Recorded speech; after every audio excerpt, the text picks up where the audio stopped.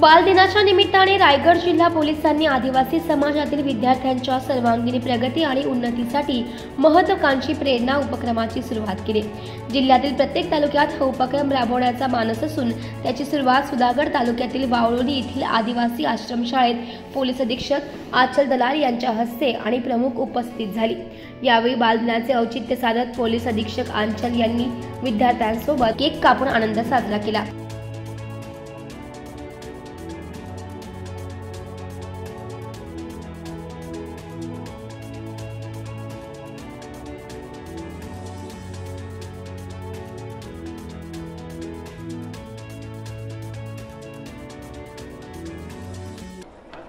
आज रायगड पोलीसच्या वतीने आम्ही एक प्रेरणा असा जे आदिवासी मुले आहे विद्यार्थी त्यांच्यासाठी इथे सुरुवात केलेली आहे।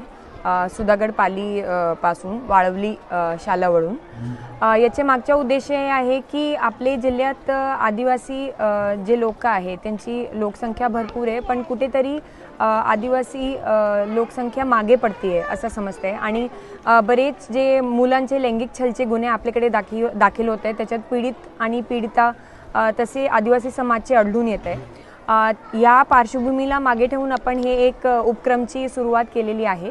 याच्यात आम्ही असा प्रयत्न करणार की आदिवासी समाजचे जे मुले शिक्षित होऊन पुढे कुठे नोकरीला लागलेले आहेत त्यांना आज आपण इथे बोलवलेलं आहे, ते ह्या सर्व मुलांसोबत संवाद साधतील, त्यांना एक प्रेरणा देण्याचं काम करतील की त्यांच्यापैकीच ते त्यांच्यासारखेच बसत होते शाळेत आणि आज ते कुठे जाऊन आपले पायावरती उभे आहात आणि समाजासाठी एक कन्स्ट्रक्टिव्ह कॉन्ट्रीब्युशन देत आहे।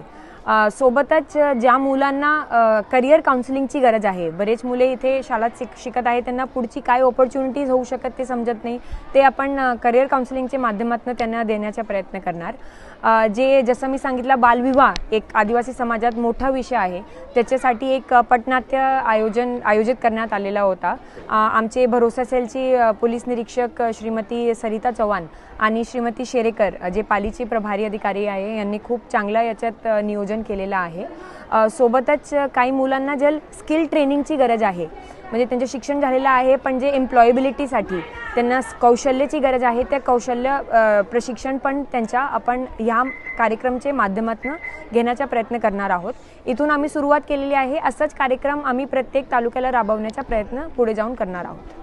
मैम क्या कहेंगे, प्रेरणा दिन यहाँ पे बनाया गया, सुधागढ़ एक आदिवासी बहुल तालुका के रूप से माना जाता है, आपकी मौजूदगी में बहुत अच्छा लगा सभी को, विद्यार्थी स्टूडेंट भी है, जो है खुशी का माहौल है, क्या कहेंगे, क्या आज प्रेरणा देंगे उन्हें? रायगढ़ जिला एक ऐसा है कि औद्योगिक दृष्टिकोण से एक बहुत प्रगतिशील जिला है, लेकिन साथ ही में यहाँ पे आदिवासी जो लोक संख्या है उनका काफ़ी बड़ा प्रमाण लैंगिक छल या बाल विवाह के प्रकरण में सामने आता है। इस पार्श्वभूमि में हमने एक ये प्रयत्न किया है कि प्रेरणा नाम का एक उपक्रम हम शुरुआत करते हैं, जो कि आदिवासी विद्यार्थी आणि जे और जो बच्चे हैं उनके लिए है। उसके पीछे का उद्देश्य ये है कि कैसे इन बच्चों को प्रेरणा मिल सकती है कि ये जो शिक्षण ले रहे हैं इसके आगे जाके ये उसका उपयोग करें और अपने खुद के पैरों पे खड़े हो सकें, आर्थिक स्वरूप से इंडिपेंडेंट हो और कैसे समाज के लिए एक अच्छे सिटीज़न बन के वो काम कर सकते हैं। इसके लिए हम करियर काउंसलिंग की एक सेशन इसमें लेने वाले हैं। बाल विवाह में क्या एक पटनाट्य हमने किया है बाल विवाह के लिए, उसका हम इसमें इंक्लूजन किया है। किसका फ़ोन बज रहा है? रायगढ़ जिले में महिला हो, युवती हो या स्टूडेंट्स हो, उनके लिए क्या आप सुरक्षा को लेकर क्या संदेश देंगे? सुरक्षा के लिए संदेश इसमें 2-3 बातें मैं बोलना चाहूँगी। सबसे पहला है कि अगर कम उम्र में महिला की अगर शादी हो जाएगी तो उसके बच्चे भी आगे जाके ज़्यादा बच्चे हो जाते हैं, वो बच्चों का ख्याल नहीं रख पाते, वो बच्चे हेल्दी नहीं होते हैं। तो सबसे पहला जो हमें एक कोशिश करने की ज़रूरत है कि हम बाल विवाह को कैसे रोक सकते हैं, और इसके लिए हमें एक बच्चों में ही ऐसी क्रांति तैयार करने की ज़रूरत है कि आज कोई बच्ची का जर समझा विवाह होने वाला है तो आसपास के जो बच्चे हैं वो जाके पुलिस स्टेशन में बताएं कि इसका विवाह कर रहे हैं, इसके घर वाले विवाह कर रहे हैं और इसको हमें कैसे रोकता है। राजस्थान में एक बहुत बड़ा इशू था बाल विवाह होना, पर वहाँ पे एक ऐसी क्रांति समाज में निर्माण हुई कि लोगों ने खुद से ही रोकना बंद कर दिया। बच्चे अगर घर वाले करवाना भी चाह रहे हैं तो बच्चे विरोध करते थे। तो कब हो पाएगा, वो तब हो पाएगा जब बच्चों को लगेगा कि इस विवाह के अलावा भी हमारा कुछ फ्यूचर है। अगर विवाह नहीं होगा तो हम और कुछ जाके कर सकते हैं, हमारा भविष्य उज्जवल है, कुछ और कर सकते हैं। वैसी उम्मीद, एक प्रेरणा देने के लिए हमारा एक छोटा ये प्रयत्न है की इसके माध्यम से हम कर पाएँ।